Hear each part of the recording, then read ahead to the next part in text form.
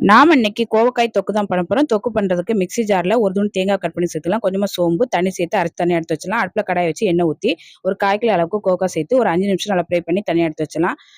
இப்ப அதே கடாயில கொஞ்சமா எண்ணெய் ஊத்தி, 1/4 ஸ்பூன் அளவுக்கு சோம்பு, ஒரு 5 பல் பூண்ட கட் பண்ணி சேர்த்துக்கலாம். ஒரு பெரிய வெங்காயத்த பொடியா கட் பண்ணி போட்டு, கொஞ்சமா கருவேப்பிலை சேர்த்து நல்லா வதக்கி விட்டுறலாம். இப்ப இது கூட ஒரு தக்காளிய கட் பண்ணி போட்டுக்கலாம். கொஞ்சமா உப்பு சேர்த்து நல்லா வதக்கி விட்டுறலாம்.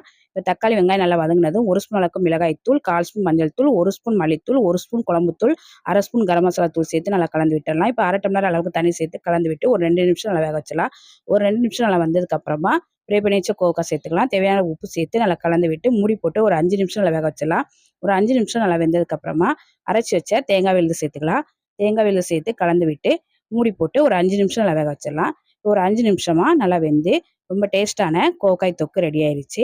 இப்போ அடுப்பு ஆஃப் பண்ணிட்டு கடைசியா கொஞ்சமா மல்லியில சேர்த்து கலந்துட்டு இறக்கிட வேண்டியதான். இந்த கோவக்காய் தொக்க சாதத்துல போட்டு பெசஞ்சு சாப்பிட்டா ரொம்ப நல்லாயிருக்கும். சப்பாத்திக்கு சைடிஷா வச்சு சாப்பிட்டாலும் ரொம்ப நல்லாயிருக்கும். ட்ரை பண்ணி பாருங்க.